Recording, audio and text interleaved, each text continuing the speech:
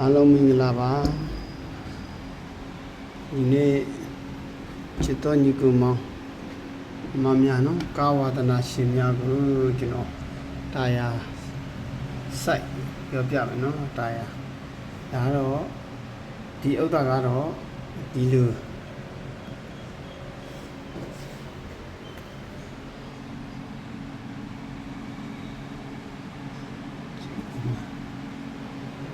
ဒီတရားကတော့ဒီတစ်ခွန်ငါကတော့ဒီပြက်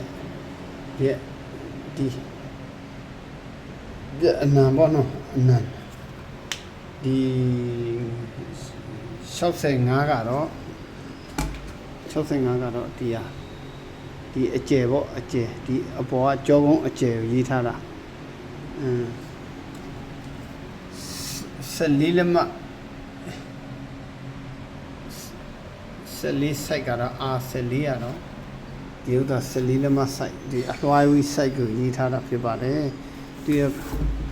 တာယာအမြင့်သားကတော့ continental ဖြစ်ပါတယ်